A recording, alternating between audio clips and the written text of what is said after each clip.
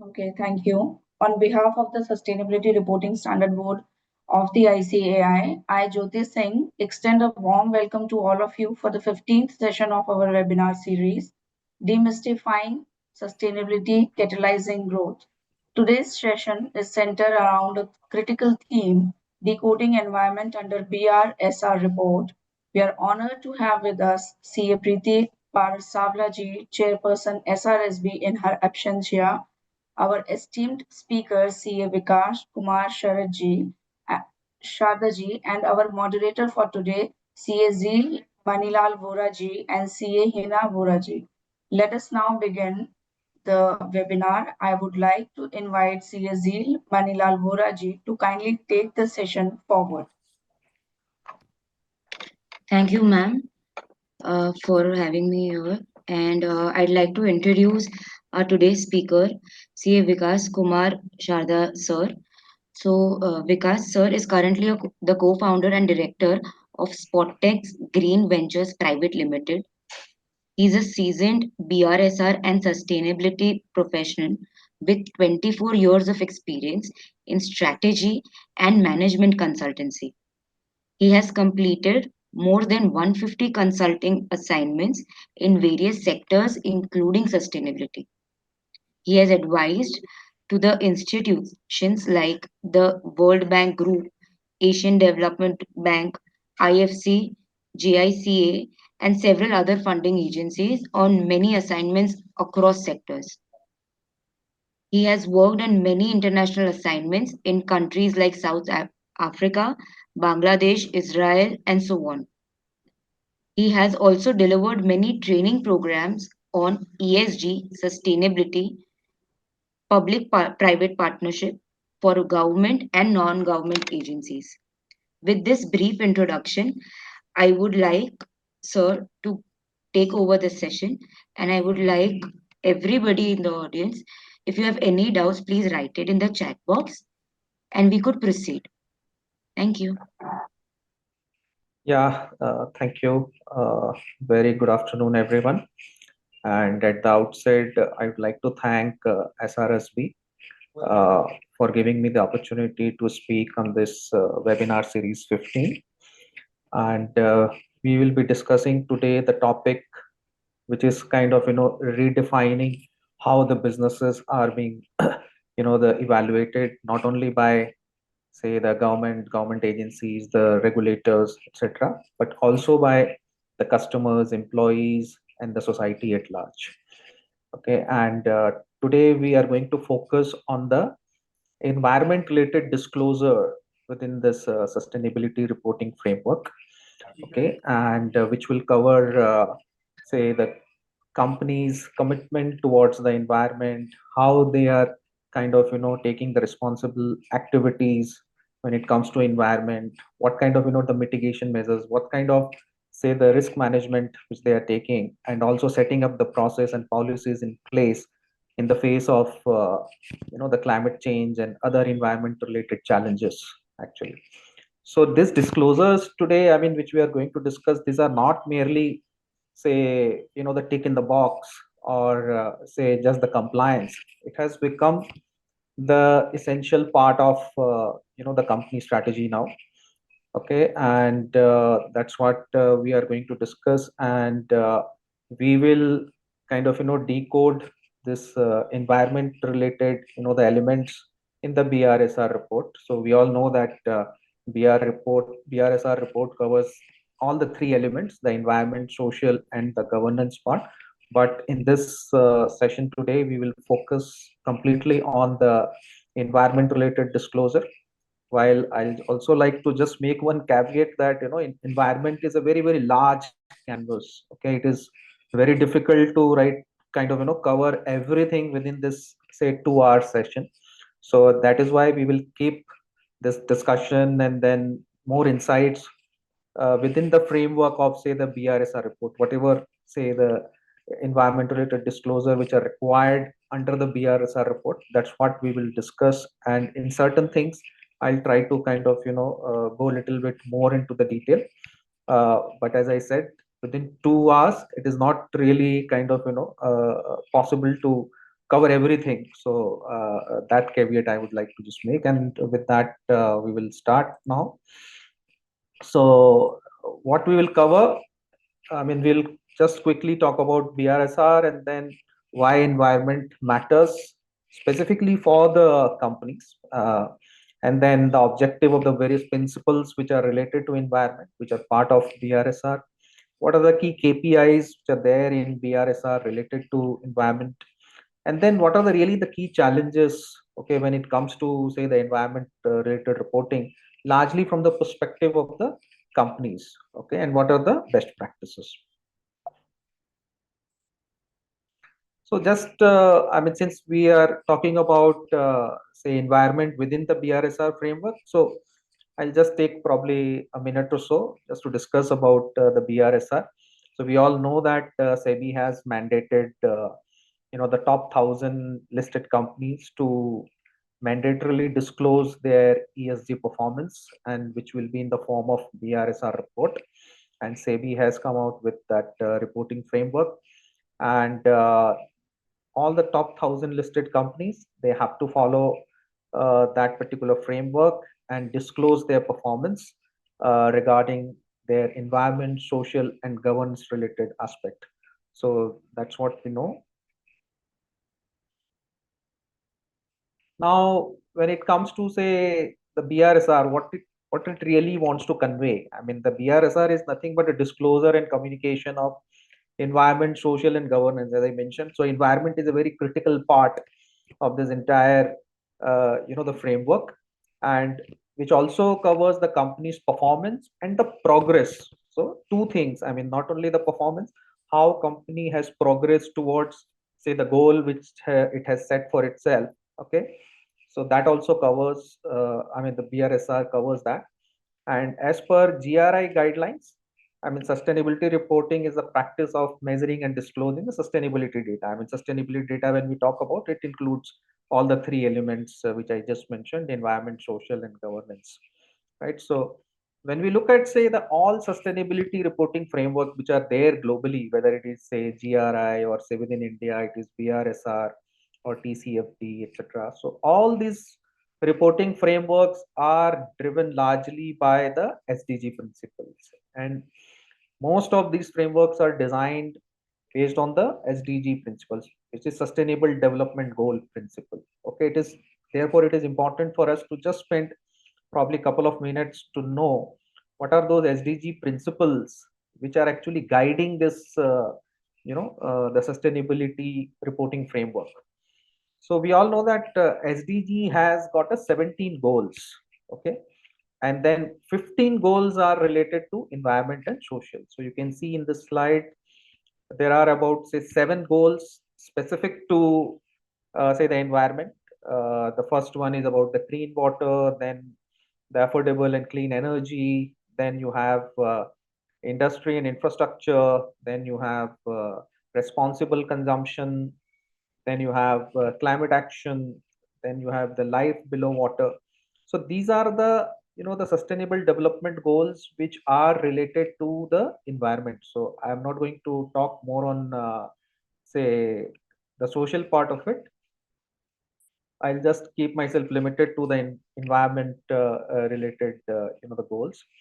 So as I mentioned, so all this sustainability related framework, they are based on the SDG principles. While SDG provides the global vision, the ESG normally offers the framework for the business to kind of uh, uh, showcase their performance and then disclose their ESG related performance, measure their performance, etc. Okay, so that's what the ESG does. What we also find is that most of the companies which are disclosing their performance on the ESG side of it. So we all know that the different principles are there within the BRSR framework. What you will see in many cases that whenever a company is disclosing the performance on any principle, they have started showing their mapping towards the SDG. So they will say, okay, for this principle, whether SDG 5, SDG 7, 11, 13, how they are mapping or how these particular SDGs are getting addressed through the particular principles. Okay, so that's what the the organizations they have started doing. They are kind of making their ESG principle, their ESG policies also closely linked with the SDG goals as well. So that's what we are seeing. Now let's come to BRSR. I think most of you must be knowing the BRSR format. There are three sections: Section A, Section B, and Section C. The Section A has got about 26 questions, and Section A largely covers the general disclosure, like name of the company, address, how many employees, what is the kind of turnover, what the typical the business activities, etc. That's what is the Section A all about. Section B is about the management and the process related disclosure.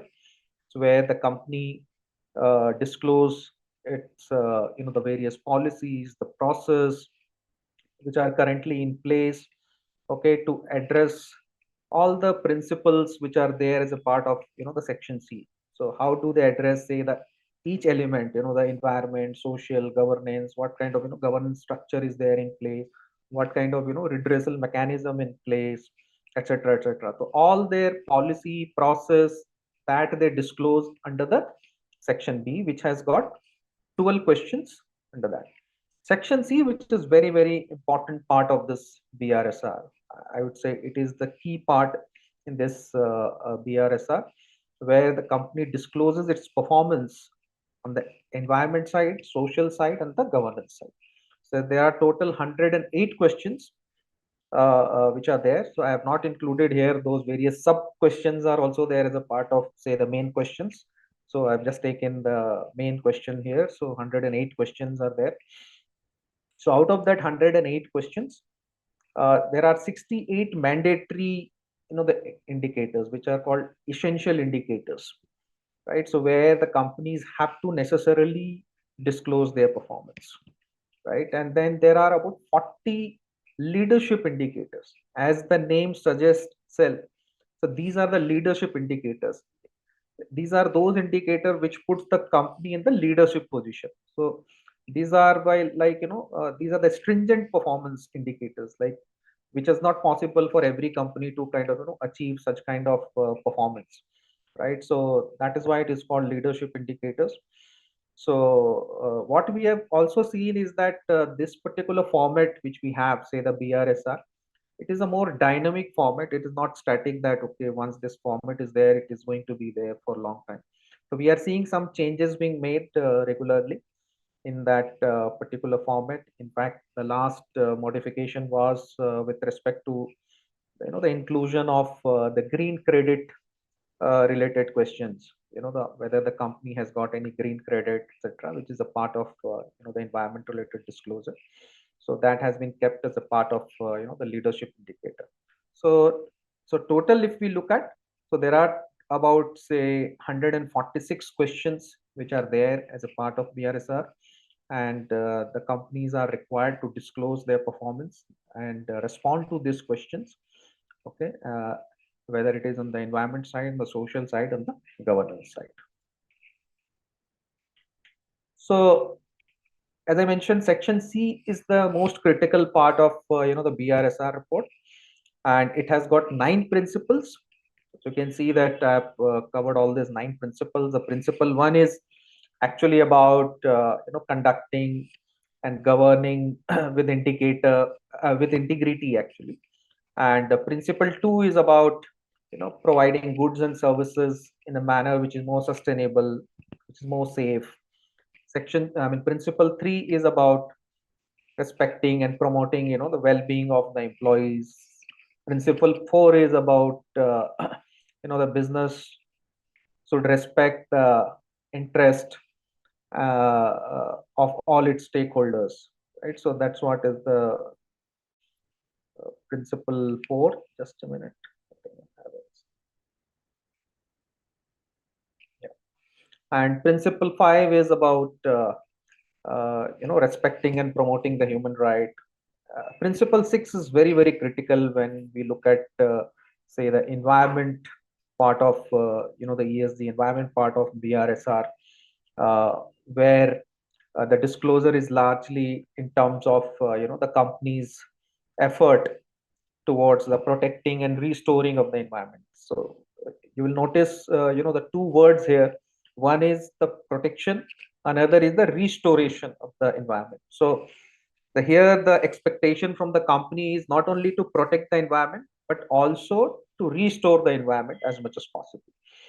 And principle 7 is about engaging in the public and regulatory policies, and principle 8 is about promoting the inclusive growth and equitable development, and principle 9 is about engaging with and providing value to the customers, consumers in a more responsible manner. So if you look at total 9 principles, so there are only 2 principles which are related to the environment, which is principle 2 and principle 6. When we look at, say, the social element, there are total, say, the 4 principle 3, 4, 5, and 8. And when we look at the governance, it is principle 1, principle 7, and principle 9. Okay, and all these principles are actually guided by the NGRBC, National Guidelines on the Responsible Business Conduct. I think that was introduced in 2019. Okay, so it's all based on this one.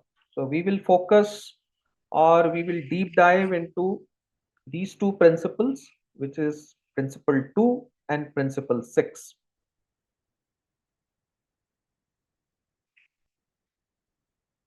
Now the next question comes, why environment matters. See, I mean, definitely for the human being, the environment is an integral part of our life, and we can't even expect our life without environment, right? But here we are talking about the environment largely from the perspective of the company's operations, their operational activities, why really the environment matters. So why it matters? Because of the climate change.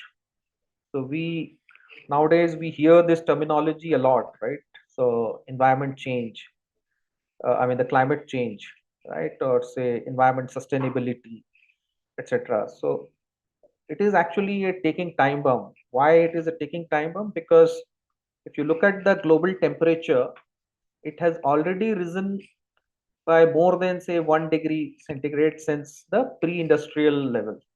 Okay, and that is largely because of the higher GHG emission, greenhouse gas emissions.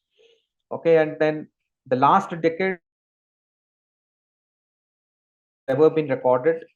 Okay, and we have seen the huge amount of the heat waves, wildfires, floods, storms. I mean, lot of natural calamities. Okay, natural hazards we have seen. Carbon dioxide level also we have seen the highest in the last, say, 800,000 years. Okay, and that is largely because of the fossil fuel burn. And then ice caps are melting, sea levels are also rising, and all these are giving threat to the communities which are, say, living in the coastal area, biodiversity, etc. I mean, definitely the more, I would say, when I'm saying the communities living in the coastal area, they are first to get hit. It's not that people who are living away from the coastal area, they will not have any problem. Okay, so they will also have a problem, but they are going to be hit first. Okay, so extreme weather conditions because of this climate change, okay, and they are causing significant business risk for the corporates. So you can see also uh, you know uh,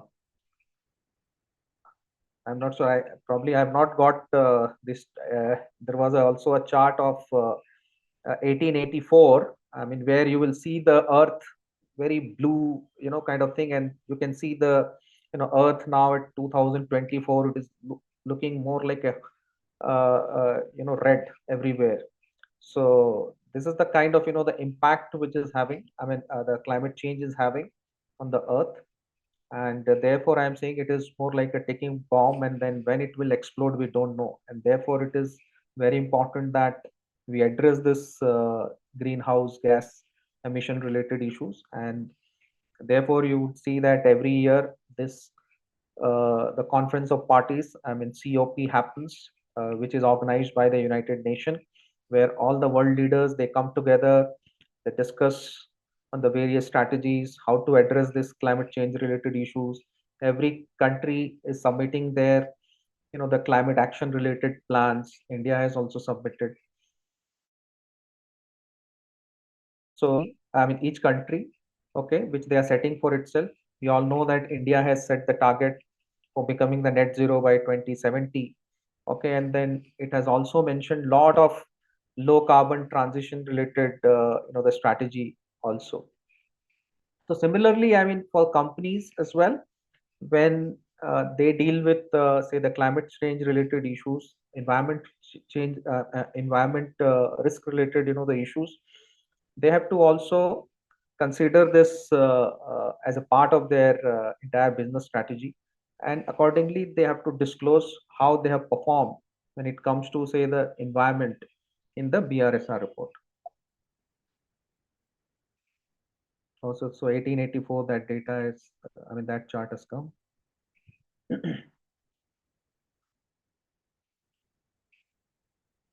So when we look at, say, this global temperature last year itself, I mean, you'll be also shocked.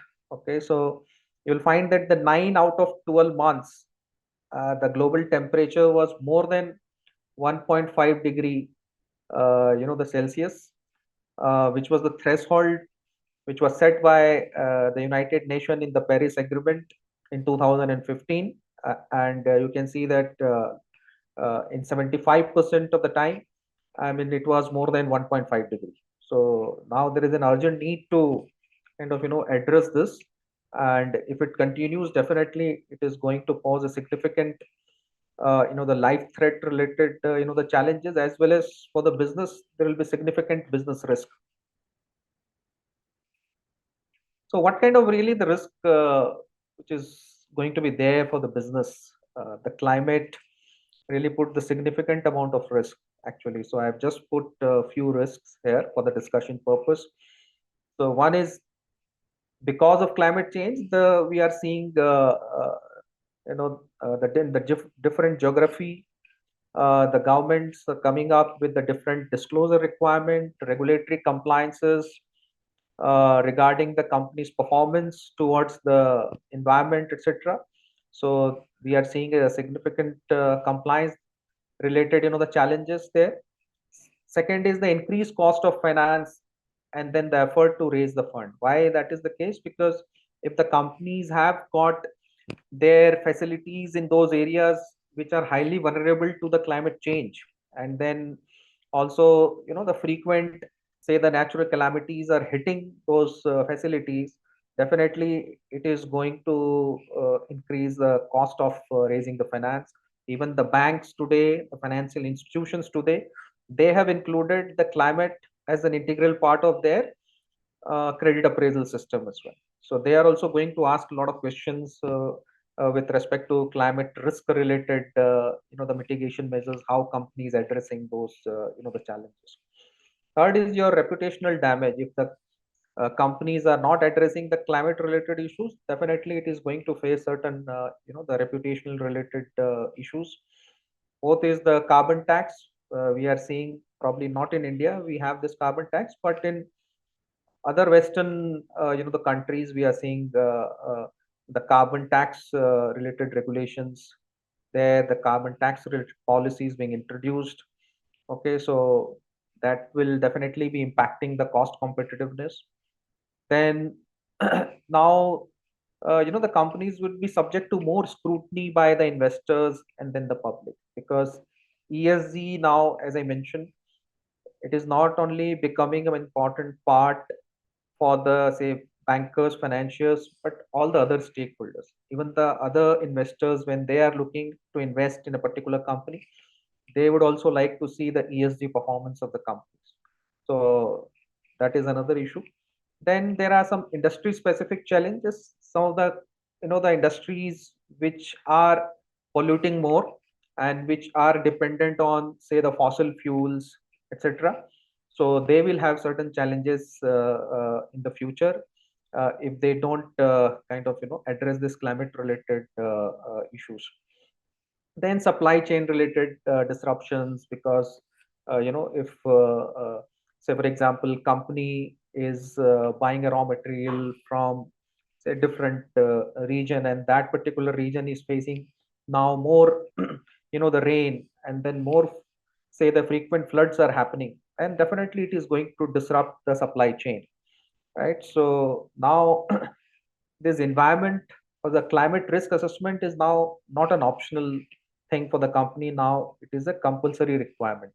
It has to be an integral part of the the entire business strategy, entire business plan. Now what we will do, we will now do a little bit of deep dive into this principle 2 and 6. But before that, let us understand this principle 2 and 6. As I mentioned earlier, out of the 9 principles, there are only 2 principles which are related to the environment, the principle 2 and principle 6. Principle 2 is about the responsible production and then product use, and principle 6 is about the uh, conserving the environment and restoring of the environment, right? So what are the key objective of this, say the environment disclosures? When we look at the different questions which are being asked under say the principle 2 and principle 6, the key objectives of this the environment disclosure is first promoting the sustainable resource use, where say the tracking reduction of the energy consumption, water consumption, other the resource material, etc. So that is going to be an important part of this objective. Then second is to promote the sustainable product.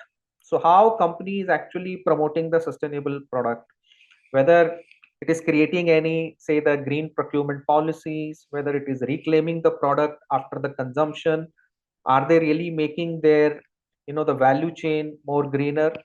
Because if the company focus only on its own product and want to make it greener, I think that is not going to work. They will have to look at their upstream and downstream value chain partner, and they have to ensure that they should have certain policies in place where they are able to procure more the greener products. At the same time, they can make their entire value chain more greener. So that is when the company can call itself as the more greener company. Okay, and third is encouraging the circular practice, and under that the companies have to highlight the effort in the waste minimization, recycling, etc. And then how companies is supporting the climate action. Okay, so they have to disclose the GHG emissions, also the initiative for decarbonizations, etc. Then carbon embedded in the product. Okay, that is another objective of this the disclosure, that how much is the carbon which is embedded in the product when the company is manufacturing a particular product. If a company is a more a service oriented company, then how much is the carbon that, which is embedded in providing those services. So we call it basically life cycle assessment of the product and services, and the disclosure, that is another objective of this the principle 2 and 6. Then improving the risk management. So with under that, the companies are required to identify and address the environment risk, okay, related to their performance, operations, and then the supply chain. And then also they have to mention about the environment impact assessment and then the management plan. So it is largely for those industries which wants to expand their capacity, okay, and they have taken say the land where they want to expand their capacity, and whether the expansion of their capacity, whether there is any impact on the environment. So they will have to assess the impact of that, and then they will also have to come up with the management part of it. So that is called the environment management plan. So all these are the key objectives of the environment related disclosures under the principle 2 and 6. Now what we will do, we will take the principle 2 first, and then we will look at the each questions, and then we will discuss about that how the companies are disclosing that, what is the really the meaning of that particular questions, and then how that is really related to the environment sustainability. Yeah, but before that, let's just look at the KPIs. So under the environment, so these are the various, the environment related KPIs. The first is about the environment, I mean, energy consumption, renewable energy usage, then the carbon footprint, which generally is dependent on this energy consumption. So the carbon footprint is generally calculated under scope 1, scope 2, and scope 3. Then the water usage and conservation, wastewater treatment, waste management and its reduction, air pollutions, biodiversity and conservation related effort, environment compliance, and if there are any fines which have been imposed, then sustainable supply chain practices. As I mentioned, the entire value chain needs to be green if the company wants to become fully green. Then LCA, which is life cycle, the assessment, and then water circularity, then circular economy in the waste. So these are the kind of the various KPIs which are required to be disclosed.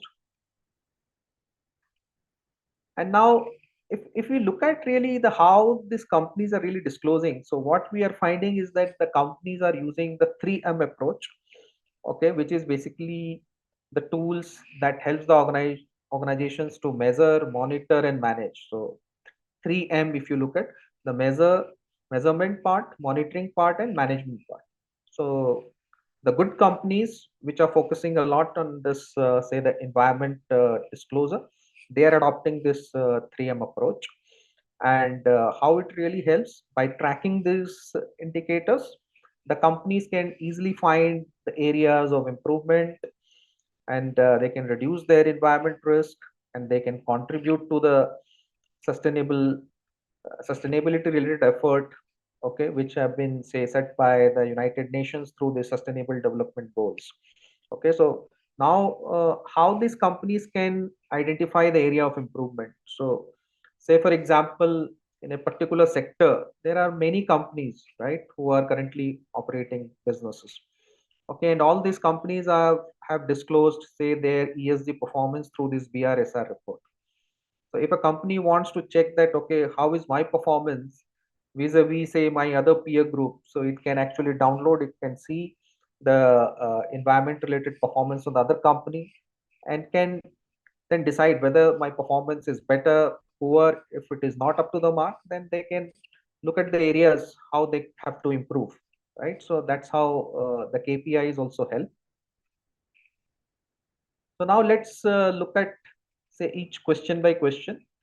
uh, if you look at say the principle 2, uh, under the essential indicator there are about say 4 questions. Okay, so the first question, if you look at what really it asks, it says that what is the percentage of R&D and capital expenditure investment in specific technologies to improve the environmental and social impact of the product and process to the total R&D and capex investments made by the entity and respectively. So if you really look at this particular question, I mean, the requirement is that the company has to invest in certain technologies which can help improve the environmental and then the social impact of its product, right? That's what is the basically the requirement. So here the company has to disclose under the R&D and then capex what they have invested actually, right? So we have just taken say a particular company. This particular company is the Century Plywood. Okay, and we have taken from their BRSR. Uh, so you can see that under the R&D, uh, they have spent about say 1.55 crore, which is actually lesser than what they had invested or what they had incurred in 2022-23.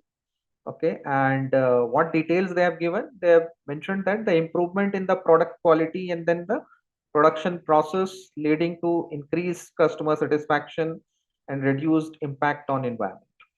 Okay, so this is something, say, this company has mentioned. So you'll find that different companies will write different things.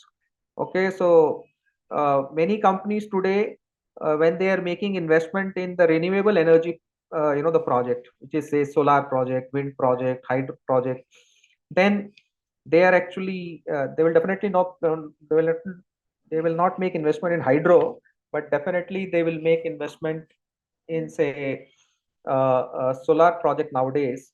Okay, so they will put that particular amount here in the capex side of it. Okay, if the company is spending a lot of money in the R&D activities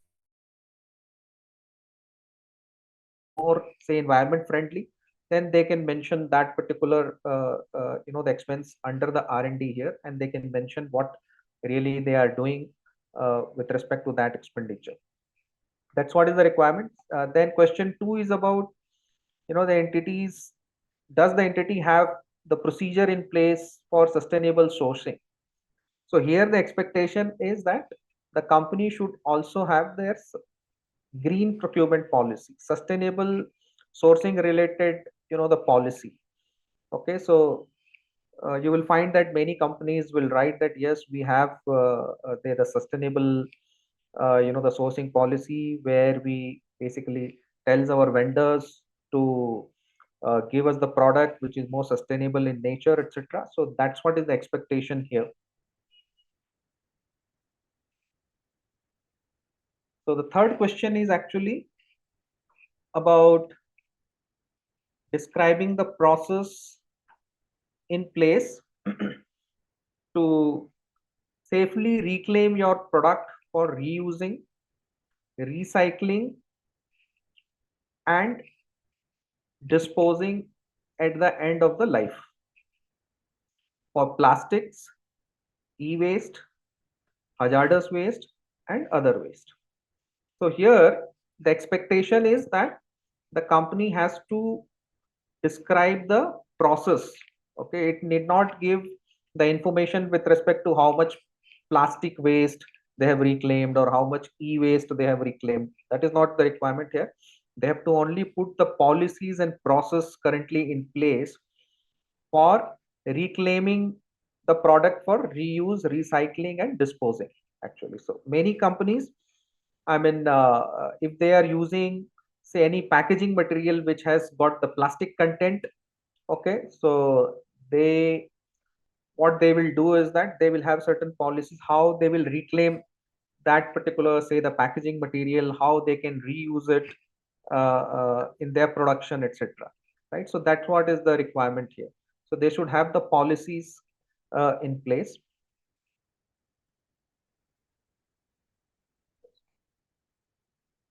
Yeah. Now the question 4 is whether the extended producer responsibility EPR is applicable to the entity's activities. Yes or no? If yes, then whether the waste collection plan is in line with the extended producer responsibility EPR plan submitted to pollution control boards.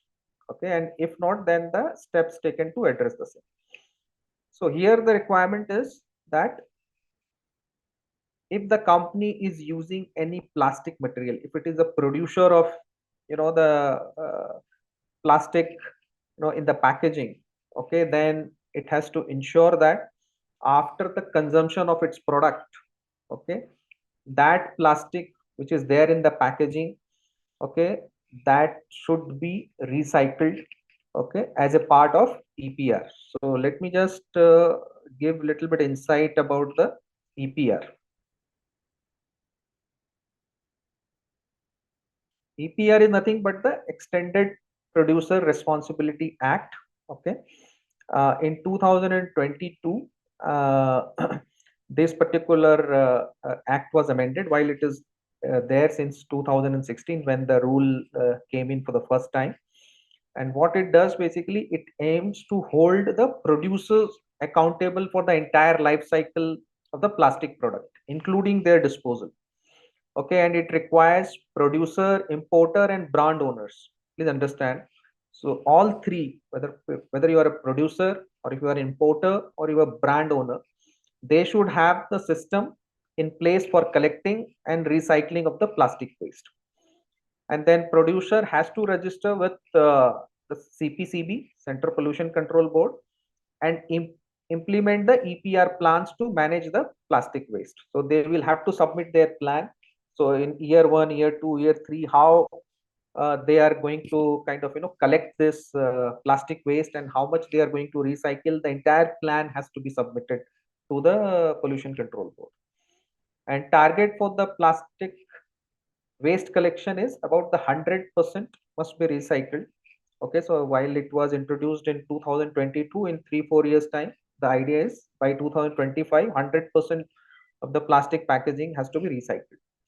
And there are some penalties for non-compliance, and then definitely it encourages the innovations, etc. So this is what is the EPR, which is the extended producer responsibility.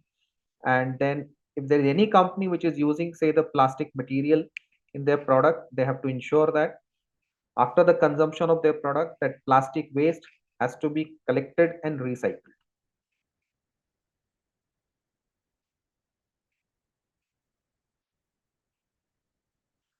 Now there are 5 the leadership indicators as a part of this principle 2. Okay, so under that, the question 1 is, has the entity conducted the life cycle perspective, the life cycle assessment for any of its product? Okay, if it is a manufacturing unit, then life cycle assessment has to be done for its product. If it is a service oriented companies, then it has to be for the services which it provides to its client or say the customer. So here I have taken, say, from the Vedanta's BRSR reports, what they have actually published under this. So they have mentioned that under the name of the product, they say zinc is our the product, which is like 16% of our total turnover it contributes. And the boundary which they have defined for this LCA, the life cycle assessment, is the cradle to grave. And then they mentioned that it has been done by the external agency, and they have also given actually the web link. You can go to the web link and you can see this entire report which has been prepared for this life cycle assessment. Okay, so let us just understand what exactly is this life cycle assessment. Okay, so the life cycle assessment is nothing but a method to evaluate the environment impact of the product throughout its life cycle. Okay, when I say the throughout of its the life cycle, which starts from the raw material extraction and it goes up to the end of the life of the product. Okay, so this is called the entire life cycle. So when we look at the life cycle, we can actually divide into 4 parts. The first one is about the product part, where the raw material is extracted, then it is transported, and then it is brought to this factory's boundary. And then we move to the second part, which is the production part. Okay, where the say the production takes place, and then it after the final product, it is transported to the market. Okay, so that's what is the production part. And then third is the usage part, where actually the consumer consumes that particular product. Okay, and in certain cases the customer also maintains, they also repair. Say for example, there are certain products like the two-wheeler, four-wheeler, right, or say the laptop, or say the mobile phones, etc. So there are different type of products where the usage is different and consumption is different. There are certain items, food items, where we consume and then it just vanishes. I mean, we only have then the the packaging material left. Okay, so the different uh, product has its own different the life cycle. And then last is basically the end of life, where the demolition happens, or say after the waste is generated, then it is transported to this waste recycling unit, and then finally it is disposed of. So that's what is the entire life cycle. Now you will hear these two terminologies very frequently when it comes to LCA. one is the cradle to grave. The cradle to grave basically means the entire life cycle of the product, starting from the raw material up to the disposal and end of life, right? That is the cradle to grave. Then there is also something called cradle to gate. Please note it is cradle to gate.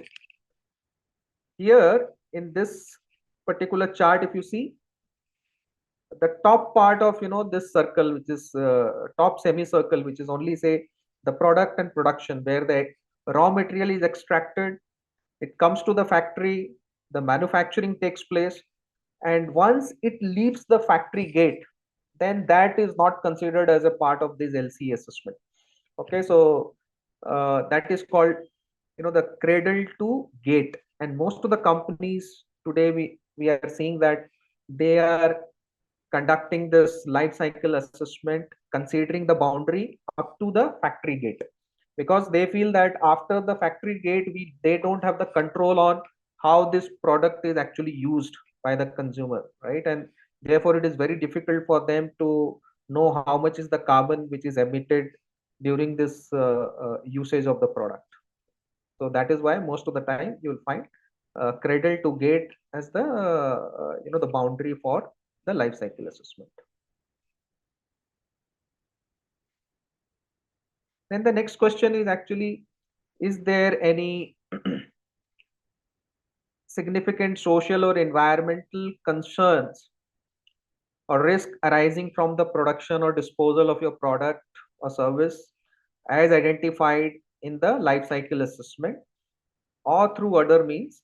Then they have to mention about that, and if there is any mitigation measures which company has taken, okay, for that. So generally what happens is that if the company has conducted any life cycle assessment for their product, during that particular assessment they normally also identify whether there is any kind of impact of that on the society, the communities, etc., and that is generally included as a part of the life cycle assessment report. Okay, and if that is mentioned, then the company will have to disclose that yes, I mean, this has been identified as the risk.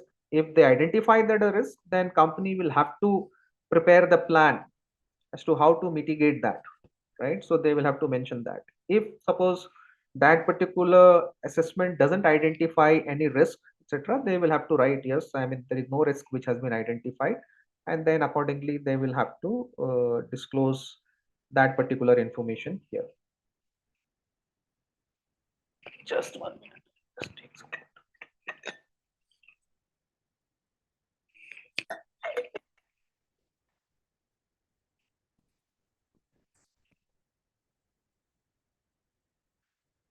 The next question is actually about the percentage of recycled or reused input material to the total material used in the production or providing services. Okay, so here the expectation is that the company has to report any recycled or reused material which they have used it as input in their production. Okay, so idea here is to kind of see whether the company has got any policy of bringing circularity in place, whether they have the policy to efficiently use the the resources or not. Okay, so these all are the good practices, okay, when it comes to the environment sustainability. Therefore, when the company discloses information and mentions that yes, I mean, we are using the recycled or reused material as an input, okay, then generally those companies are labeled as the eco-friendly companies, okay, more greener companies actually. So I have just put here something what the Maruti has disclosed. So they have mentioned that in the financial year 23-24, the aluminum, scrap, steel, these are the three input material they have used actually as a part of their input. Okay, and say aluminum constitute almost like 6.6%, scrap constitute about 5.66%, and steel casting it constitute almost like 1.43% of their total material which have been used. Okay, so it is generally a good sign, but we don't know whether it is good or bad. If suppose their competitor, they disclose that, okay, I mean, we are using, say, the recycled material which is, let's say, more than 15%, 20%, which means that there's an area of improvement actually, right? So this is how the BRSR disclosure, it helps. It helps in the competitive analysis as well. Now the question 4 is about, of the product or packaging reclaimed at the end of the product. Okay, how much is reused, recycled, safely disposed as per the format which has been given. So the BRSR report also gives the format where the company has to disclose the quantity here. So how much is the quantity, say in metric ton? Okay, uh, which company has kind of reused, recycled, or say safely disposed under the four heads. Okay, under the plastic segment, under the e-waste segment, under the hazardous waste segment, and then the other waste segment. So these are the four categories of waste, and the company has to disclose that all their packaging material as well as the product, if they have kind of reclaimed, and then they've reused, recycled, etc. So that is a requirement. So we find that similar type of information they have to provide under the principle 6 as well, okay, which we will discuss later. Now the last question under the the leadership indicator is whether the company has reclaimed the products and their packaging material, okay, as a percentage of the product sold for each product category. So again here, the expectation is that the company has to disclose the percentage of the product, the packaging which has been reclaimed at the end of life, okay, and how much is the same as a percentage of the overall, say, the product sold during the year. So I have taken again the example of Maruti here, and they have mentioned, say, in 2023-24. So we all know that every vehicle, I mean, four-wheeler has got its the useful life, and after, say, the 15 years, etc., which is the economic life which has been declared by the government. After that, the vehicle has to go for the scrap actually, right? So uh, these OEMs, I mean, they have certain policies and procedure in place where what they do is that after the end of life of the product, they reclaim those the product, they reprocess, recycle, and then they use these material as a kind of as an input or as a part of their raw material. So Maruti has mentioned that about, say, 0.19%, okay, of their total product sold during that particular year was the reclaimed product. Okay, so definitely, I mean, if a company has to be more environmentally sustainable, then this percentage has to continue to increase. So that's what is the requirement here.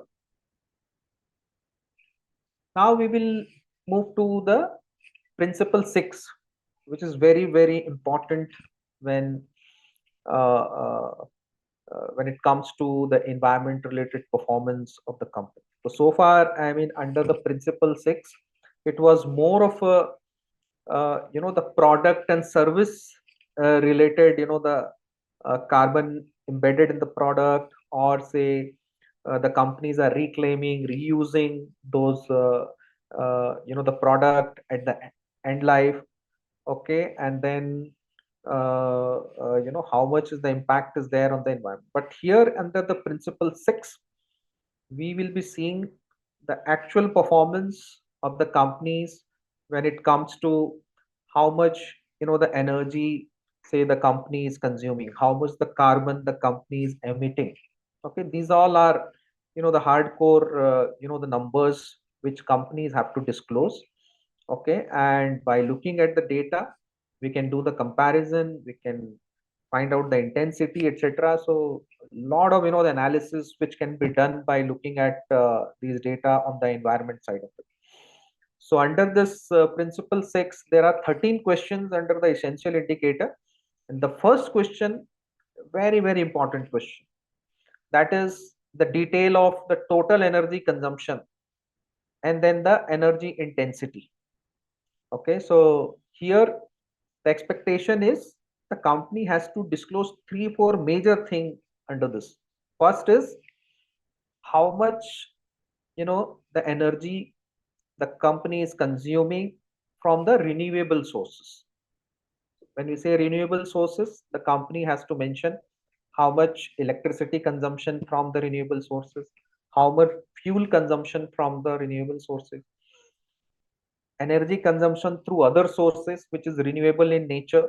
Then they have to kind of mention that particular thing also, right? So they have to also mention that how much is the energy consumption from the renewable source as a percentage of the overall, say, the energy consumption. So here you can see that for this particular company, they have mentioned that about 45% of their total energy consumption is from the renewable sources, which is quite good actually. And you can see that compared to last year, that has increased also. So last year it was say 40%. It so it is say 45%. Then they have to also disclose the energy consumption from the non-renewable sources, right? So again here they have to disclose information about the electricity consumption from the non-renewable sources, fuel consumption from the non-renewable sources, then energy consumption through other sources which are non-renewable in nature. So that this entire information has to be disclosed. Another thing now the companies have to do is that they have to give the energy intensity basically. So here the requirement is say per million of their turnover, per crore of turnover, per lakh of turnover. It is all up to the companies to decide. I mean, they can take any denominator there and they can mention how much is the energy intensity actually. So here in this case, you will find that for 1 million, the revenue, the turnover, the company is consuming almost like 14.6 gigajoule of energy. And then they have to also uh, uh, give the energy intensity in terms of physical output. So physical output for any company could be like if the company is doing a production in say metric ton, then it can say that okay, per metric ton how much is by say the production. If company is doing a production in terms of numbers, so company has produced say uh, 10 million boxes of certain product. Okay, so say for example, so one box, how much of say the energy intensity. So they can decide any unit here for the production and give the intensity. So if you look in this particular table, the very interesting thing you'll find. So while say on intensity, when we look at from per million of the revenue, you'll find that the energy intensity has actually fallen compared to last year. But when we look at the energy intensity, say per metric ton of production, which is say the physical output, then we'll find that actually the energy intensity has increased, which was say 249.8 last year, and it has gone up to about 269.7 gigajoules or so. So in my opinion, actually the energy intensity in terms of physical output, that gives a much better picture, because the revenue from the operation, sometimes it doesn't give the right picture, because if the company has increased the price of its product etc during a particular year, then because of increase in price, your denominator can increase and it can show that the company has actually improved in terms of energy consumption, while in reality that might not be the case. So therefore the physical output gives a much better picture. So next is whether the does the company has any site facility identified as designated consumers under the Performance, Achieve and Trade scheme of the Government of India. Okay, and if yes, disclose whether the targets set under the PAT scheme have been achieved or not. In case the targets have not been achieved, provide the remedial action if taken. Now for this, we'll have to understand what exactly is the PAT scheme. So I'll not go into the detail of it, but I'll give you a brief, the overview of what really is the PAT scheme. The PAT scheme is actually a flagship program of National Mission for Enhanced Energy Efficiency, which was aimed at reducing the energy consumption in the energy intensive industry actually. So it started with few industries, and now in the last 13-14 years more industries have been added actually to this list. Okay, and how it really works, I mean, there are the companies which have been designated as designated consumers. Okay, and they are given a specific targets to reduce their energy consumption. Okay, and the industries which exceed their target, they get this energy saving certificate, which is called ESCERT, I mean assert. Okay, and then this certificate can be traded actually in the exchange. Okay, so that's how it works. And what is the key feature? I mean, it's a market based mechanism, and it is completely open to the companies. I mean, how they want to kind of improve their efficiency. Okay, and if they are improving their efficiency, they are achieving the target, I mean, they are going to get more certificates and which can be traded, and they can actually make money out of it.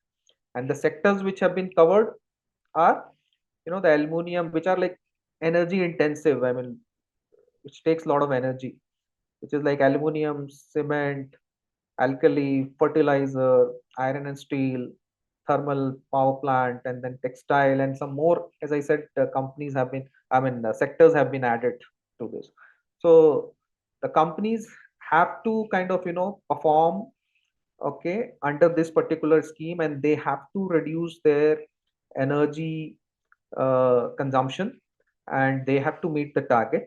Okay, that's what is the requirement in this particular the particular question. So very clearly this question is asking that how much you have achieved, and if you have not achieved, what is the remedial action which you have taken. Now question 3 is actually about water. See, when we look at the environment, I mean, so far you'll find that the focus is largely on the carbon emission, energy consumption, but we generally tend to overlook the other part of environment, which is say the water, waste management, etc. Right? So these are equally very important, the element of the environment.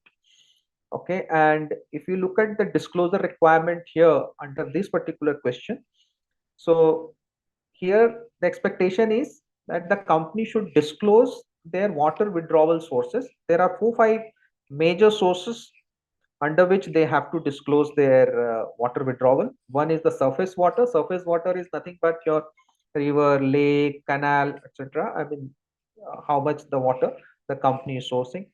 Second is the groundwater, right? So how much water the company is sourcing from the ground. Third is the third party water. Third party water here basically means if the government is giving any pipe connection there, or company is taking from the government, largely it falls under the third party water. Fourth is your seawater, desalinated water. If the company is using there, then that comes under this particular source. Third is, last is the other. If the company is having any other, say the source, if company is having say the pond or the lake within its own premise, from within its, or say the factory boundary area, or rainwater harvesting the company is doing, through that it is sourcing the water, this all will fall under the others actually. Okay, so then company has to show how much is the total water withdrawal, and they have to also then disclose how much is the total water consumption. So no, so withdrawal is important as well as the consumption is also important. Okay, then again, just like energy intensity, here the company has to also give the intensity in terms of say the water per unit of say the turnover. So turnover, again, the company can decide whether it should be lakhs, million, crores, etc. I mean, they can decide, and they have to also give the intensity in terms of, say, the physical output. So as I said earlier, the physical output generally gives a better picture, because I mean, here there is no question of, the say the price increase, etc. I mean, it is a real production which is happening. Okay, and physical output therefore gives the better picture.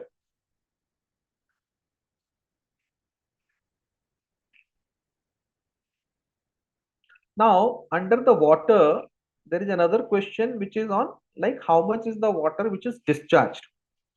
See, we have to understand one thing, that when the, say, when a particular company, say, they are withdrawing water, okay, from any source, I mean, say if it is taking from, say, groundwater, or say from lake or river, whatever it is. So there is a particular usage of that, say, water. Okay, largely these water is consumed where, I mean, if it is a water intensive industry, in the process itself, the water will be consumed. Else, some part of the water will go to process, some part of water will go to, say, the bathrooms, it will go for drinking, it will then go for gardening, and several, this other purposes are there for which this water is actually used. And after the use, then there is a wastewater. Okay, I mean, uh, this wastewater, actually, what happens, that if you are not treating this wastewater, then it is discharged. And where it is discharged, I mean, some companies, I mean, what they do, I mean, they discharge this in the municipal, the sewer line. Okay, and then through that sewer line it goes to the common sewage treatment plant, and then there it is treated and all that. Okay, and that is also okay, the, I would say, the good sustainable, the practice. But I mean, many companies, what they have started doing is that this wastewater, I mean, they are kind of retreating or treating it within their premise. I think that's what is the next question, actually. Okay, I will talk about that. But here the discharge is like how much company is discharging, say, to the surface water itself. Okay, so suppose I am discharging in the river or canal, etc., then I will have to mention this here, this particular information, whether I am doing it with treatment or without any treatment, that also I will have to mention.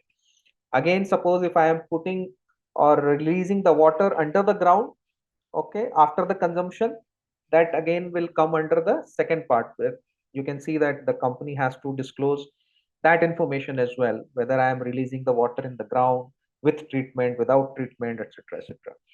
Okay, so like that they will have to disclose. Here I've taken the example of Century Plywood.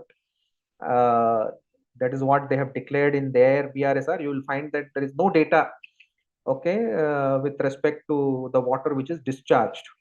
Why there is no data? The company has clearly mentioned that the company has successfully implemented zero liquid discharge, ZLD, across its facilities in India, and which essentially means the wastewater generated during the operational process undergoes in-house effluent treatment plants, which is present at each facility. This treated wastewater is then recycled and reintroduced back into the system for variety of the purpose. That is why there is no, the discharge. So that is what is the next question, I think this indicator is asking, which is question number 5, which has the entity implemented a mechanism for zero liquid discharge. If yes, then provide the details of its coverage and implementation. So here the expectation is that whether first the company has the zero liquid discharge mechanism, and then they will have to provide the details. So if they have, say, number of facilities where they have this manufacturing plant, then they will have to say whether the all manufacturing plant has got the zero liquid discharge or not. If out of, say, so many say manufacturing plant, they feel that only 50% have got, say, the zero liquid discharge, they will have to disclose all that information. But I tell you that if the company has got, say, the zero liquid discharge mechanism, zero liquid discharge, the plants all across, it's say the facilities, generally it is considered to be actually the most sustainable. Okay, this is a very, very sustainable practice. Okay, and generally it is applauded. Okay, because you are not discharging any wastewater either to the ground or to the surface, etc., because it can then cause certain, the hazard. Okay, so therefore this particular practice, which is zero liquid discharge, I mean, this is a very, very sustainable practice and sustainable mechanism, and many companies are actually taking this as their, the goal actually. So they want to become, say, the zero liquid discharge company in next 2 years, 3 years, 4 years. That's the kind of, the goal they are setting for themselves. Next comes, which is very, very important, the part, which is the information about the GHG emission actually. Sorry, not a GHG emission, it is about the air emission. So GHG emission probably just discuss next. Under this, there are 5-6 major parameters which are expected. One is nitrous oxide, SOx, particulate matters, which is PM10, PM2.5. And you will find that in most of the companies, first three, the parameters are generally assessed, and then the last 3-4 are not assessed because it is very difficult to kind of, do that, and many times they say it is not applicable. So in my opinion, whenever the company actually says not applicable, they have to give the reason why it is not applicable to them actually. Is it not applicable because they are not emitting that kind of the gases, or there is, because of some regulatory requirement, they are not required to disclose that? I mean, what exactly is the reason? I mean, they will have to disclose that. So say for example, say PM10, in fact PM2.5 is more dangerous than the PM10, because it is a very fine particle and which stays there in the environment for the longer period of time, and therefore it is important that the companies, they disclose this particular parameter as well actually. But largely you'll find that these are the kind of, the information under these parameters. This is what is disclosed by the companies. Yeah, so this is what actually I was talking earlier. I mean, this is the information about the greenhouse gas emission actually, which is the scope 1 and scope 2 emission. Just to tell you that, the scope 1 and scope 2 emission, or say the greenhouse gas emission standards, there are actually two standards which are there internationally. The first is the ISO 14064 1, 2, and 3. That gives the standard for estimation of the greenhouse gases. And second standard is the GHG protocol. And what we find now is that in most of the cases, this GHG protocol, that is being adopted in a more, I would say, large manner. Okay, and most of the places, these standards are being used, GHG protocol standards. Okay, so we need to definitely study that GHG protocol there in order to really understand more in depth into what is, say, the scope 1, scope 2. Scope 1 is all about, the emission which is during the production process, whatever is happening. I mean, that's what is scope 1. Scope 1 is, I mean, scope 2 is if I am say buying any electricity, so I am not emitting a carbon. The electricity generating companies, they are emitting the carbon actually. Okay, so that's why it is coming under the scope 2 actually. Okay, there is a scope 3 as well, okay, which comes under the leadership indicator. We'll talk about that. So here the company has to disclose scope 1 emission. Under that, they have the carbon dioxide is there, methane is there, then nitrous oxide is there, hydrofluorocarbon is there. I mean, there are 5 6 major, the gases which are required to be kind of estimated. And you will find that in terms of unit, it is called ton CO2 equivalent. There is a term called E which is mentioned. The equivalent basically here means that all these other gases are then converted into the carbon equivalent, I mean the CO2 equivalent. So say for example CH4, which is methane. So 1 kg of actually methane is equivalent to about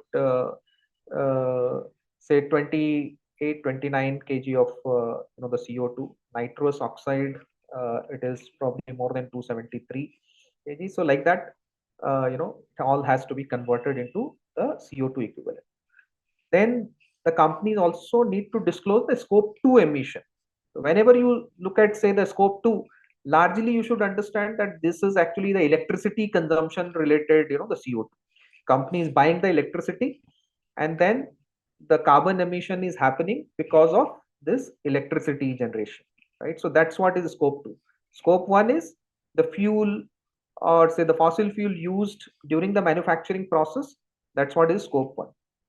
Then the company also has to give the intensity of this carbon emission uh, per unit of say the turnover. So this turnover can be lakhs, million, crores. I mean the company can decide actually, and then they have to also give this intensity in terms of the physical output.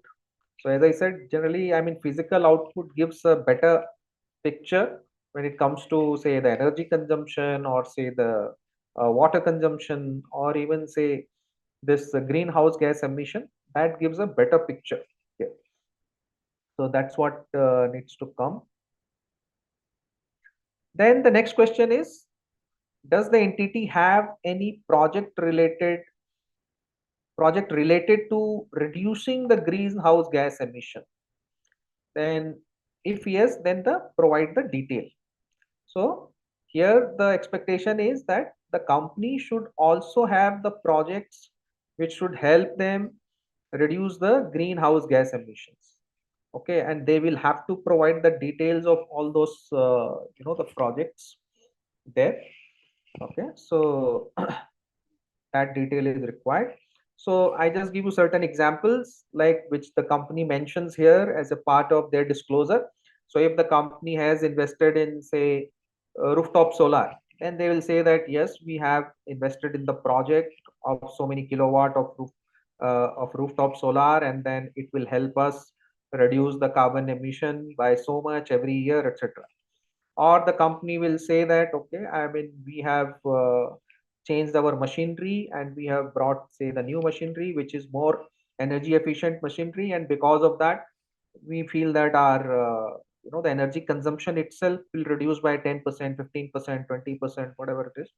And then because of that there will be a lesser the greenhouse gas emission. So like that they can actually mention number of projects, okay, which help the companies in reducing the energy. See, this the GHG emission or the carbon footprints are largely dependent on the energy consumption. So therefore you will find that the companies largely focus on reducing their energy consumption actually, okay, or sourcing their energy from the other renewable sources, okay, so that their overall say the carbon emission actually comes down, right? So largely this carbon footprint is related to the energy. So therefore most of the companies are focusing on the projects which can help them reduce the energy consumption, because then it automatically helps them reduce the carbon emission. So these are the questions say related to uh, say the waste management, okay, and there the company will have to provide the details of the waste, okay. So if you look at the BRSR report has got say 5 or 6 major categories of waste which has been specified. Okay, one is the plastic waste, then second is e-waste, third is this biomedical waste, Fourth is this construction and demolition waste. Fifth is the battery waste, and sixth is this radioactive waste. The companies will have to disclose their waste under each of these categories. Okay, so they will have to mention that, and then they will have to also then mention the other hazardous waste, because these all are like, whatever I mentioned, plastic, e-waste, these all are called, the hazardous waste, probably not the construction or so, but other hazardous waste also they will have to disclose. Under that, they have this different type of the waste which are not classified under any of this waste, then it is called under the other hazardous waste. Then they also have the category called the other non-hazardous waste, right? So that under that also the companies will have to disclose the information. Then when you do the total of all that, okay, these 7 8 categories of waste together, then that gives the information of the overall waste generated by the company. And then again, just like water, energy, CO2, here the waste intensity also needs to be calculated. The waste intensity, again, here the denominator can be unit of the turnover. It can be lakh, million, crore, I mean whatever company can decide here. And then again, waste intensity in terms of physical output, that in my opinion is the better way of looking at the intensity. You can see that again in this particular example also, uh, when we look at, say, the intensity per rupee of turnover, you will find that there is a decrease compared to last year. But when we look at, say, the waste intensity in terms of physical output, then it has actually increased by about, say, 10%. Okay, so the waste intensity, or say the water intensity, or any other intensity in terms of physical output always gives a better picture. Yeah, this is very important from the sustainability point of view. This is the next question, that detailed related to waste management. So previous question was the waste generation, and this question is about the waste management. So whatever waste, say, the company is generating, how they are managing it. Okay, so generally in the waste there is a concept called circular economy. So I don't know whether you all have heard that or not. So the circular economy basically means that whatever waste is generated after the, say, the recycling, recovery, it goes back into the, the production process. It is reused, and never this waste actually comes out of this circular part of it. Okay, so it keeps on, say, it keeps on going back into the loop, and then it keeps on kind of getting into the production process, etc., after the recycling, etc. Okay, so it never comes out for the land filling or incineration, etc., etc. So that's what is the requirement here. So the companies have to disclose that under each of the categories of the waste, how much they have recycled, how much they have reused, and then how much they have sent it for the incineration, how much they have sent it for the land filling or any other disposal method, right? So for any company, if you find that this reused, recycled percentage, if that is high, which basically means that the company has a better waste management practices. Okay, it's a more sustainable practice which they are having. If that waste which goes to the landfill or which goes to the incineration, if that percentage is high, which basically means that the company is not focusing more on the recycling or reusage, and the concept of the circular economy is not being practiced so much actually within the company, right? So that's what we find from the disclosure respect to, say, the question 9. Now let's look at, say, the question 10, which is like, briefly describe the waste management practices adopted in your establishment and describe the strategy adopted by your company to reduce the usage of hazardous and toxic chemicals in your product and processes, and the practices adopted to manage such waste actually. So here, if you look at more closely, the requirement here is that what is the strategy which the company has adopted to reduce the usage of hazardous and toxic chemicals.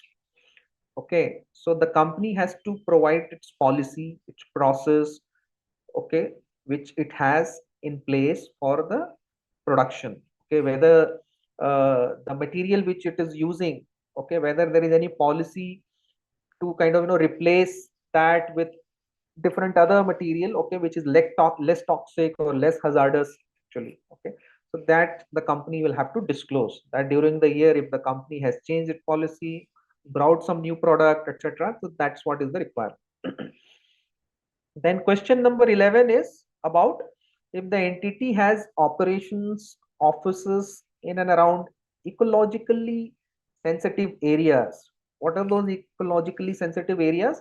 These are like national park, wildlife sanctuary, biosphere reserves, wetlands, biodiversity hotspot, forest, coastal regulation zone, etc. So these all are called ecologically sensitive area, and generally any development, any establishment in this area is highly regulated, generally not allowed. I mean, the government doesn't allow any development in this area unless until these are some strategic in nature, only some specific projects they allow.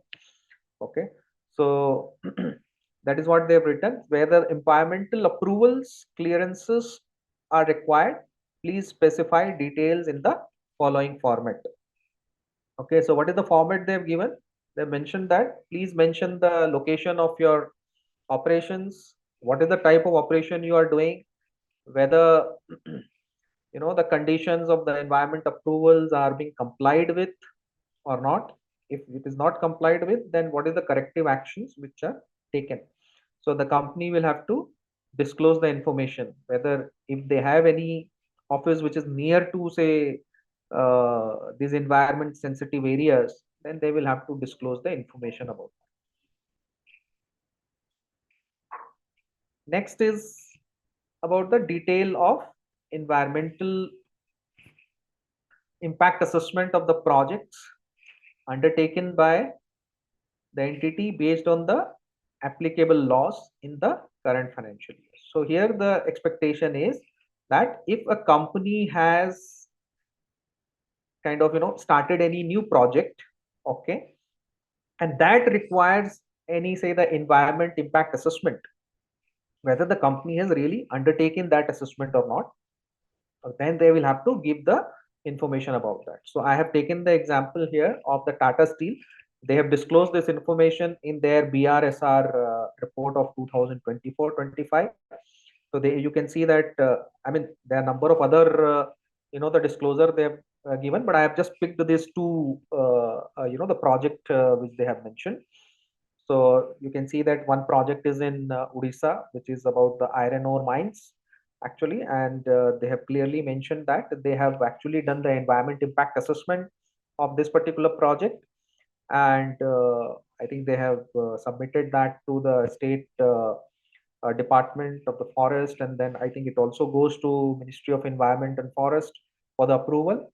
So all that notification number is there, and they have also given the date, and whether it is conducted by an external agency. They have mentioned yes, it has been conducted by an external agency, and they have also given the web link, so we can go to that particular web link, we can put this EIA notification number, and we can get the full detail about this particular project, that how this environment impact assessment has been done, what kind of impact it will have on the environment, this particular project.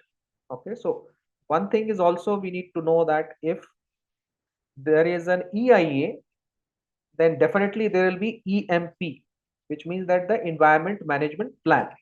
So if there is an environment impact assessment, and that impact assessment, if it shows that yes, this project has certain the impact on the environment, then the company will have to create an environment management plan, which will basically cover the different steps initiative which is going to be taken by the company to mitigate the impact of that project on the environment, right? So they will have to prepare and submit that as well.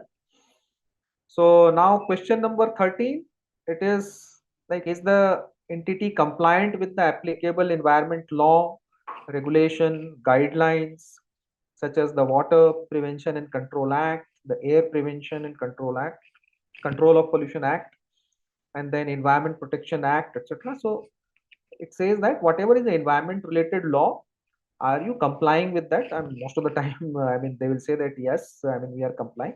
In case there is any notice issued by the any authority to the company saying that you are not compliant, then they will have to disclose that particular thing here as a part of this disclosure. So that's what is question number 13. Then let's move to the leadership indicator. So as I mentioned, the leadership indicator itself means that these are those indicators which puts the companies at the leadership position when it comes to the environment related disclosure. Okay, so under that, the first question is actually the water withdrawal, consumption, and discharge in the area of water stress for each facility or plant wherever it is located in the area of water stress. The company will have to provide the information about what is the name of the area, what is the kind of operations they are doing, and then there is a water, how much is the water withdrawal, how much is the water consumption, how much is the discharge, etc. So generally, I mean, you all know that under, or I just showed say under the essential indicator also, the company has to disclose their water withdrawal, consumption, okay, and then intensity. But here the company has to disclose only such, the information about such plants which are located in the water stressed area. If suppose the company has got say 10 plant, okay, and 2 plants are located in such area which is like water stressed area. Now how do we define water stressed area? So we all know that government of India has this ministry of Jal Shakti, okay, and this ministry every year publishes a report on the water table, and they also shows what is the kind of water stress in the different districts. Okay, so and based on that, this water stress thing is measured actually. Okay, Niti Aayog also comes up with different the reports on water stress level actually. Okay, so based on that, then the company has to disclose, okay, these are, as I mentioned, out of 10, if suppose 2 plants are in water stressed area, so for those 2 plants alone, the company has to provide the information here actually. So those 2 plants, how much is the water withdrawal, how much is the water consumption? So generally, I mean, the water intensity in the water stressed area has to be lower than the water intensity at a full company level, which basically means that it has to show that yes, the company is taking certain initiative, company has adopted certain mechanism to reduce the water usage, etc., and then therefore it is able to reduce, say, the water intensity in the water stress area. So that's what is the expectation, and generally you will find that any information which is provided under the question number 1 of this leadership indicator, the water intensity level would be lower than the water intensity level at a company level. If say the intensity level is high in this particular area compared to say what company is giving at the overall picture, okay, then definitely something needs to be done about it. I mean, that is not a good practice. Then let's look at say the question number 2. The question number 2 is actually, please provide the details of the scope 3 emission and its intensity. So we saw that under the essential indicators, the companies are required to disclose only the scope 1 and scope 2 emission actually, right? Scope 3 emission is not a mandatory requirement. Okay, therefore it has been put as a part of leadership indicator because it takes a lot of time to do the calculation for the scope 3 emission, and many times these emissions are not within the control of the company. And as per the GHG protocol, there are 15 items as a part of the scope 3 emission, whether it is say the product, the usage and service, the upstream transportation, downstream transportation, then the assets taken on lease basis, okay, whether it is say the employees commutation, whether it is say the business travel, etc. So all these are like part of the scope 3 emission, and every element or every item under the scope 3, I mean, it takes a lot of time to kind of measure that. So under the scope 3 emission, the calculation is generally done on the basis of the standard which is specified by the GHG protocol. Again, here the GHG protocol is the kind of the standard which is largely used for the emission calculation purpose. So you can see that in this particular case, which is like Bharat Forge, that is the company's data. There they have actually disclosed their scope 3 emission actually. So only have got say the resources to kind of to do this scope 3 calculation, they normally do. But normally the smaller companies, mid-scale companies, they are not disclosing this scope 3 emissions. Probably as the time will pass, in few years time they will start disclosing it. But today, I mean, only the large companies are actually disclosing this scope 3 emission, because it takes a lot of effort.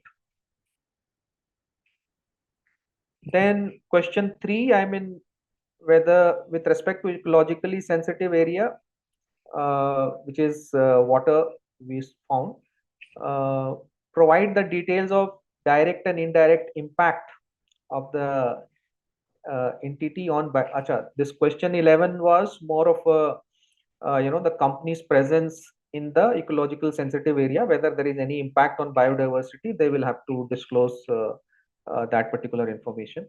So if the entity has undertaken any specific initiative or used any innovative technology to improve the resource efficiency, then they will have to disclose that information. So I have taken the example of again Vedanta. So they have mentioned many things. I have just picked these two things. One, they have mentioned that they have initiated this biomass co-firing at this TSPL plant actually, and this initiative, they are saying, could reduce the annual CO2 emission by over 7.6 lakh tons, assuming that full displacement of coal for the biomass used. So this is what they are estimating, and they are saying that it will help them reduce this GHG emission. Second thing they are mentioning, the metal recovery at their FACOR, some plant is there, where the metal recovery plant processes slag skulls and slag metal mixture to recover 20% of the metallic. So it is more like a recovery plant where from the waste they are recovering some material, and they say that because of that there will be a waste minimization, and then uh, the increased production actually. Then they also have, I mean, the question number 5 is about, does the entity have a business continuity and then the disaster management plan? Then they will have to write it in 100 words, because of the climate change there is an increased frequency of the floods, storms, etc., etc. Then it is important that the companies have this disaster management plan. So they will have to mention, yes, we have the plan, what type of plan is there, and what is the kind of the key contours of that plan. They will have to write, and they will have to provide the web link. Then other questions are like, disclose any significant adverse impact to the environment arising from the value chain of the entity. What mitigation or adaptation measures have been taken by the entity in this regard? So it is all about the value chain. So as I mentioned, so the company's focus should not be only to make its operation the greener. It has to also ensure that the entire value chain is made greener actually, and for that it is important that they work with these value chain partners actually, and also ensure that they also adopt these sustainable practices. So that's what they have to report. They have to report the environmental impact caused by their value chain partners, and then what are the mitigation measures which have been taken by them. And next question is the percentage of the value chain partners that were assessed for the environment impact. So this is very, very important, and it also takes a lot of effort to do that actually. Okay, so the companies will have to take each of their value chain partner and see that what kind of, the policies they have with respect to, say, the environment and other the aspect of the ESG, whether it is social part of it and all that. So that also they will have to, but here the focus is more on the environment part. So the value chain partners, they are generally assessed and look at, and their policies are looked at, and then the company has to provide that information. Okay, out of 100 my value chain partners, I have covered, say, 50, 60, 70, whatever percentage, they will have to provide that. Then question number 8, this is about how many green credits have been generated or procured. Okay, so we all know that in October 2024, the government, I think it was 2023, the government had introduced this green credit mechanism, where uh, if the company is taking any sustainable measures, then the government will actually provide the green credit. Okay, so these sustainable measures can be either, the water conservation, plantation, like that. There are number of activities which have been actually given by the government, and based on that, the companies will have to kind of, approach the administrator here, and then they will have to register their project, and after that the government will do the verification of that project, and based on that, the green credit would be provided to the companies actually. So that's what is the requirement here. So how much is the green credit generated, procured during the year? That's what they have to mention. So what are the really the challenges actually when it comes to BRSR environment reporting? I can tell you based on my experience of working with the different companies actually. So first is with respect to data, the most of the companies are not maintaining the data properly on the environment performance actually. And I'm not talking about the large company. If you look at, say, the mid-scale companies, even they are not maintaining the environment performance related, the data. And data format maintained by the companies, they don't include environment, social related data. And many companies are not even estimating the carbon emission. They are not recording their energy consumption, etc., in a proper format, and therefore they find it difficult to do that carbon emission calculation. And the process part, if you look at the many companies today, they don't have the process which are oriented for the ESG. Currently, they have all the process which just help them to do the manufacturing, production, sale, etc. That's all. So it is not oriented, and in many companies, the process itself is missing. Actually, environment since is not given that kind of importance, so that part is missing in the entire process itself. Actually, and therefore, many companies, they don't have even the policies when it comes to the ESG, when it comes to the environment management, etc. So that is the major challenge today when it comes to the data process and policies. So I'll not go to this because we have discussed what are the challenges. I'll just talk about this before I conclude.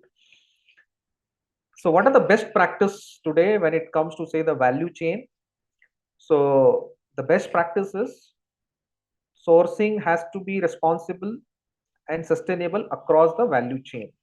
Okay, which means that all my value chain partner which are supplying the product to me as a company, okay, I have to ensure that they all have the policies in place, they all the process in place, etc. In fact, the many companies are doing the audit of their vendors to ensure that yes, whatever they are claiming in reality, yes, they are really following those practices or not.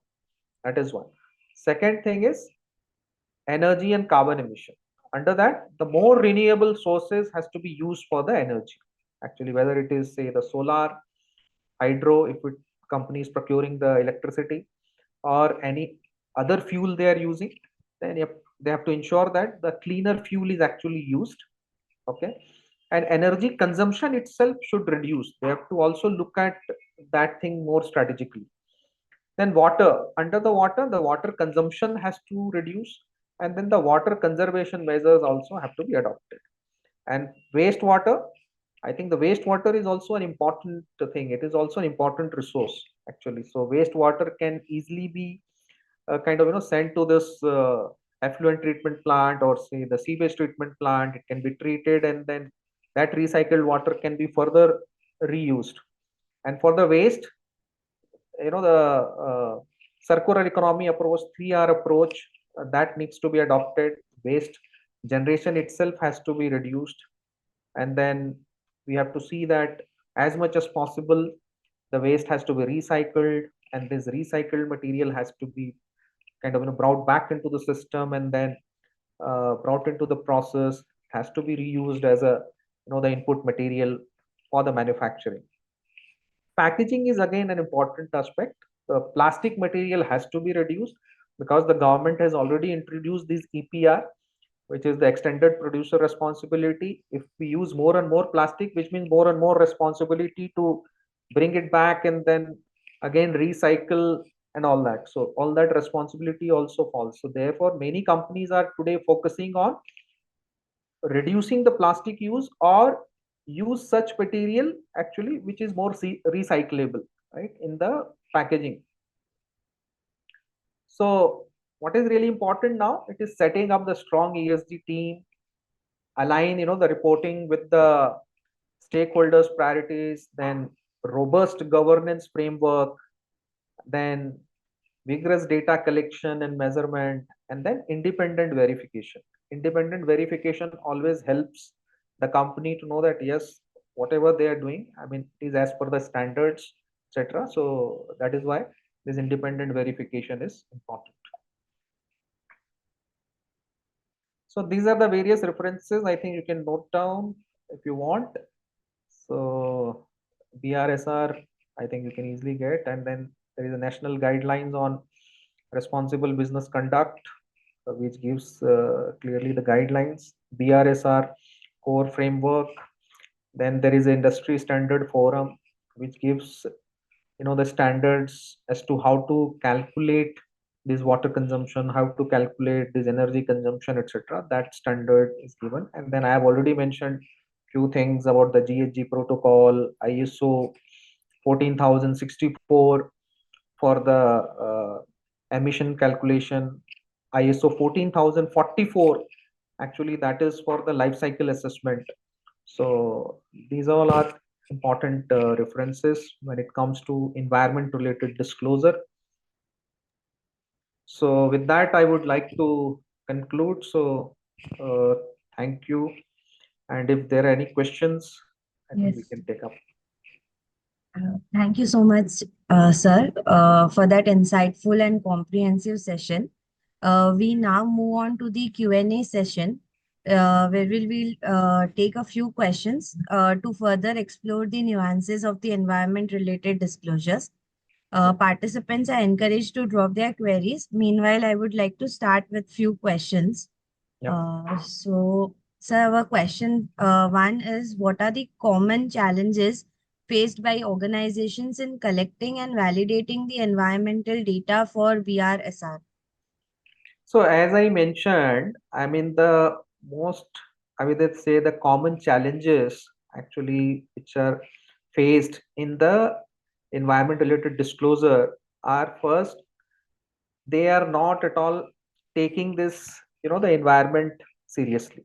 Okay, and therefore the whatever the data format which the companies have today, where they capture say the production related data, material raw material related data, they don't have the specific format for collecting the environment related data. They don't have the format, they don't have the process, And in fact, in many times, they don't have even the policies. First, the basic requirement is the company should have the environment management related policies. Once you have the policies in place, then all the process, all the data collection formats will automatically will be developed.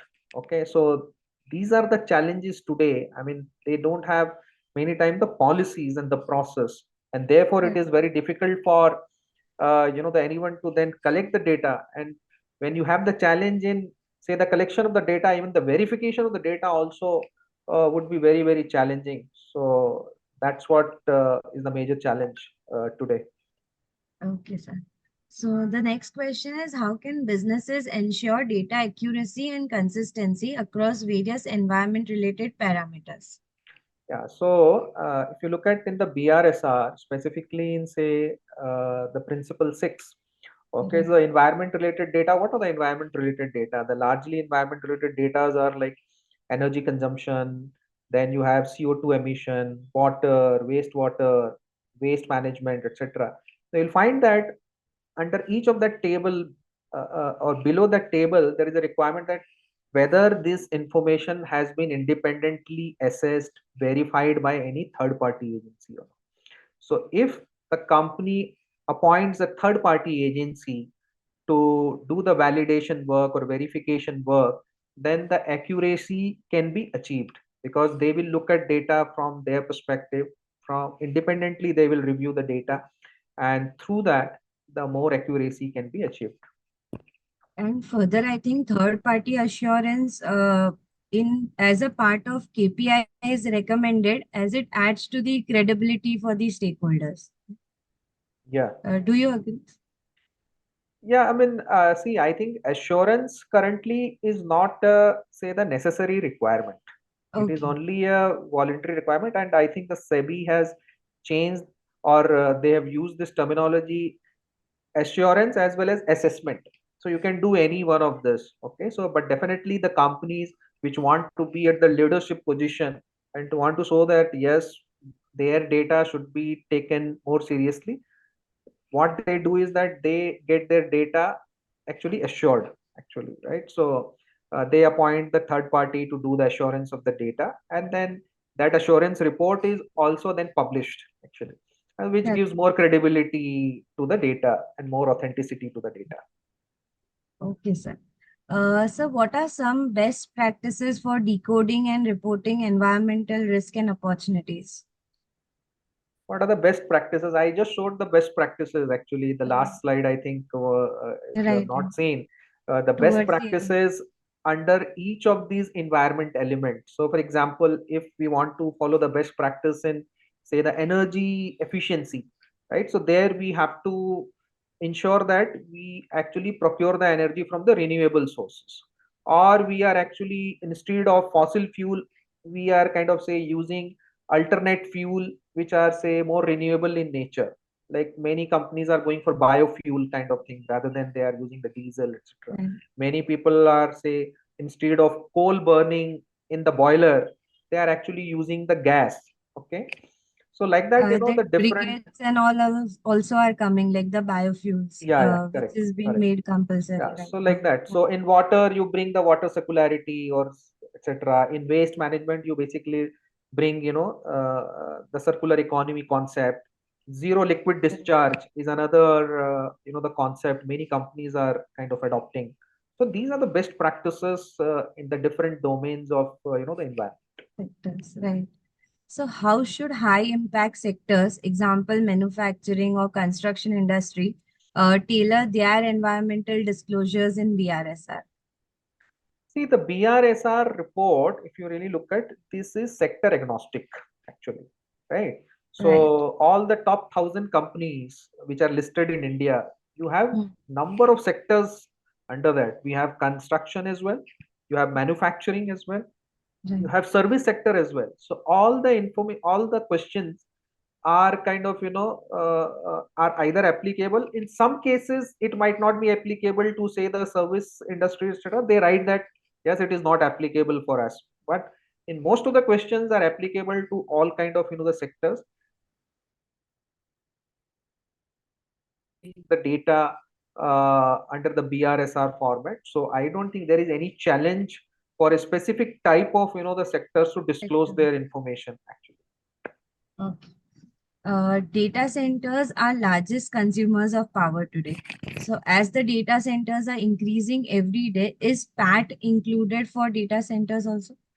So I don't think currently the PAT includes this IT. I think data center is a part of the information technology, etc. So it is not. I think it is added, but I am sure that very soon this They will will be. also be added to the PAT, because PAT also we have seen over the last 13 years. I think it Hmm. started only in 2012. In 13 years, many more sectors have been added actually in the last 12 years. So when the government sees that any new particular sector is emerging, which is consuming a lot of the energy, then they add that particular sector also to the pack. So very much we will see probably the Possible. data centers also Yeah. getting added to the pack. Okay, sir. Do you do we have to report overseas locations also for P6 under Yes, Q1? yes, yes, yes, yes. So Yeah. they have to Okay. disclose their overseas locations as well. In fact, the company will have to disclose their boundary as well. Okay, so if the Okay. company feels that the overseas location is their subsidiary, okay, Yeah. and as a part of their boundary they decide that no, we want to only disclose the information as the parent company, we will not Parent. consider our subsidiary, so they can disclose. But most of the companies which are having Yeah. international offices, etc., they are considering the information related to their international offices as well. Okay. So one more question is then in such cases, how do we obtain the report of water stress for those overseas locations? Yeah, so for that, Hmm. in that particular country, then Hmm. we'll have to see what is the say the water stress related information which is provided by the government in that particular country. Okay, so we will have to see what type of disclosure the government is giving with respect to water stress area, etc. And based on that, then we will have to kind of use that data to Yeah. arrive at the water stress related disclosure under the BRSR. So we Okay. can give assumption that based on this report, it has been considered, etc., etc. So I don't think BRSR stops us to make certain assumptions or not. Okay, so we can take assumption and very clearly mention that as Okay. So, a few questions from my side. well. So, one is with the rise in this ESG disclosures, how can company ensure that their environmental claims are authentic and they are not perceived as greenwashing, something like that? See, see what is really the greenwashing. I mean, we Yeah. have to see some of the companies like which are giving authentic information, which are say verified by the third party agency. That third party agency also is a credible, the third party agency. Then we have to believe on that data, and then we can always rely on that data, and that is why you will find that that particular struggle is currently going on, Right. whether it has to be assured, it has to be only assessed. I Nice. think there is a lobby which says that no, I mean it has to be only assessed, whereas there are certain groups which are saying no, it has to be assured, Assured. because once the data is independently verified and assessed and assured, it gives definitely credibility, and that greenwashing, etc., then all is then washed out actually. Safeguards. Yeah. Like since technology is taking a place right now, so what role do you see in technology as ESG reporting tool or AI-based monitoring system, which will Hmm. be playing in simplifying this environmental data Absolutely. gathering and reporting? Yeah, Absolutely. I think the technology is going to play a huge role huge role. Yeah, in this ESG analysis. All yes, the aspect of analysis, whether it is the data capturing, whether it is the data analysis, whether it yeah, is, say, the reporting, everything, I think the job would be made very, very easy. easy. Okay, once the company follows a particular technology. Okay, and in fact, we have found that in some of our clients, I mean, when we have started using the technology, it has helped in a multiple way actually. The companies have been able to find various areas of their energy efficiency actually, and thereby they are able to reduce their energy cost actually. So the usage of technology, once you do for ESG, it helps in many other aspects actually, and Correct. that benefits is much larger actually for the Right. companies, and therefore I believe that the companies are going to embrace the technology in Technology. the ESG domain. Correct, sir. So thank you so much, sir, for answering those questions with such clarity and depth. I'm sure the participants would have found your responses very enriching. So we now move to the last session, that is vote of thanks. Um, sir, it was a really grateful session, and I extend my sincere gratitude to each of you for joining us today for the webinar on decoding environment under BSR reporting. Your enthusiastic participation and thought-provoking questions have truly enriched today's session. I extend a special thank you to our esteemed speaker, CA Vikas Kumar Sharda, for sharing profound insights into the environmental aspects of BRSR reporting. Your expertise has been illuminated critical concepts, providing a solid foundation for integrating environmental considerations into our strategic practices. We trust that today's webinar has equipped you with valuable insights to navigate these complexities and effectively integrate environmental considerations into your sustainability strategies. With that, once again, I thank you, sir, and all the participants for your active participation and insightful contribution. Thank you, sir. Thank you so Okay, much. thank you. Thanks a lot, everyone. So you Thanks, can Asad. drop your email ID or you can just show the last slide again in case Yeah, if just a anyone minute. wants to note down. Yeah. I will show the last slide.